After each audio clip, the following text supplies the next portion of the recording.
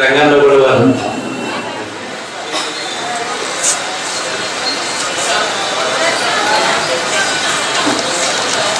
సేవా కార్యక్రమం నిర్వహించేసేవారు.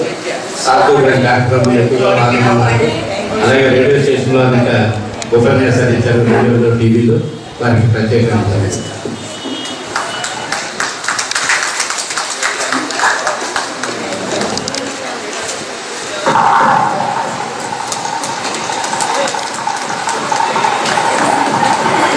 మీ అందరూ కూడా ప్రత్యేకంగా ధన్యవాదాలు.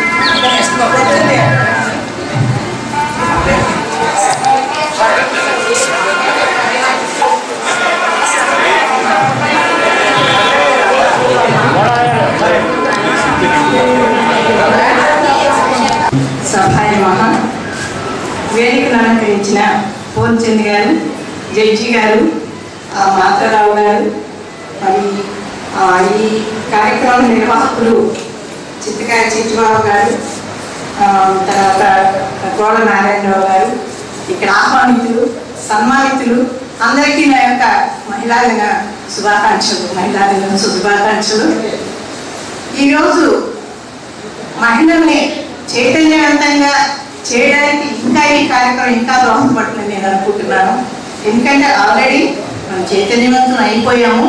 అయితే ఇంకా లోటుపాట్లు ఎక్కడున్నాయి, మనం ఇంకెలా సరిదిద్దుకోవాలి అన్నది ఇలా చెప్పారు. పురాణ యుగంలో మరి ద్రౌపదిని అలా అంటే నిండు సభలోకి రాకుండా వచ్చారని ఆవిడ ప్రశ్నించలేకపోయినప్పుడు, అలాగే హరిశ్చంద్రుడు మరి భార్యని అమ్మేశాడు, అప్పుడు ఆవిడ ప్రశ్నించలేకపోయింది. మరి గాంధారి భర్త పుట్టుకుంటేని కళ్ళ గంతలు కట్టుకుని మరి ఆ రోజు తల్లిదండ్రులు చెప్పిన మాటని విని వారు ఎదిరించలేకపోయారు. ఆనాటి పరిస్థితులని. అయితే ఒక రకంగా చెప్పాలంటే ఆ రోజు స్త్రీలు అంటే కుటుంబం అంతా యజమాని ఇష్టం మీద జరిగేది, అంతా కూడా పురుష ఆధిక్యత కాబట్టి వారు ఏది చెప్తే వీళ్ళు వింటాం. ఏ కూరగాయ తీసుకొస్తే అది వండటం. ఒకవేళ వంకాయ తెచ్చారు అనుకోండి, బుద్ధివంతా ఎక్కువలో ఈ బావా కోరి వండి నానో ఈ బావా నా వలపంత నింపి నానో ఈ బావా అని చక్కగా దగ్గర కూర్చుని ఇసునకతో ఇసుతూ వడ్డించేవారు. వాడు సంతృప్తి పడిపోయారు. అయితే ఇప్పుడు ఆధునిక యుగంలో మరి ఆధునిక స్త్రీ అలా ఇంట్లో కూర్చుంటే జరగట్లేదు. మల్టీ టాస్క్ ఉమెన్ ఇప్పుడు అన్ని రంగాల్లో పాక ఇంట్లో కుటుంబ సంక్షేమం కోసం మన వాట్సాప్లో నాకు ఒక మెసేజ్ వచ్చింది. మల్టీ టాస్క్ ఉమెన్ అని అది వచ్చిందనమాట.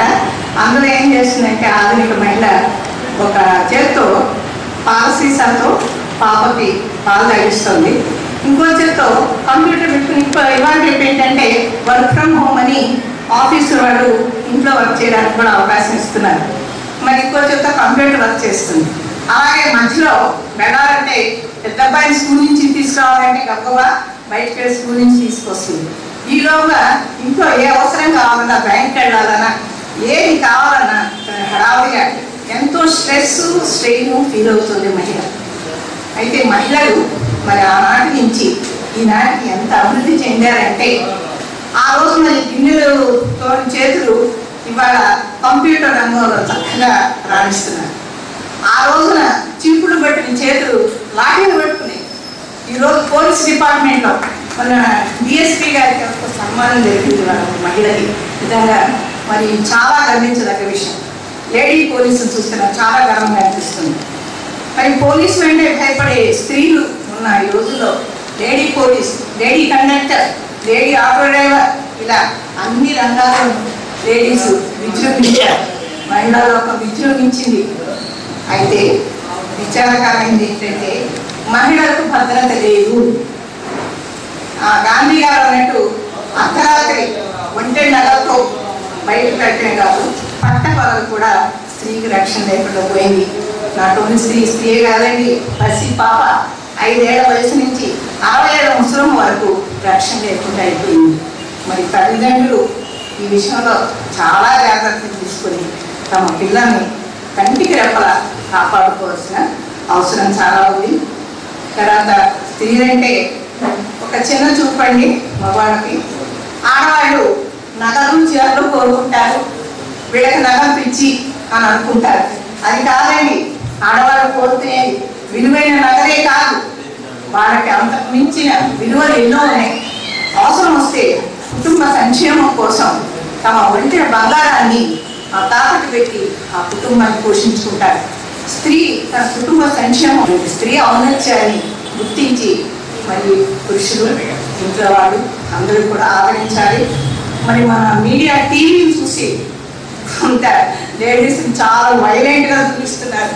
అత్తల మీద కోడళ్ళ పన్నాగాలు, కోడళ్ళ అత్తల మీద పన్నాగాలు. అదేమంటే అత్తలేని కూడా ఉత్తమురాలు, కోడలేని అత్త గుణవంతురాలు, పచ్చి పాల మీద మీగ లేదమ్మా, వేడి పాల మీద వెన్నయ్యేదమ్మా అని అత్తాకోడళ్ళ సంవాదాలు. మరి వైలెన్స్ కొంచెం తగ్గించి టీవీలో కూడా కొంచెం సామరస్య ధోరణితో స్త్రీలను చూపించాలని మరి నాకు అవకాశం ఇచ్చి నన్ను సత్కరించిన స్థితివారు గారికి, నారాయణ గారికి, మరి ఇక్కడ వచ్చిన ఆహ్వానితులకి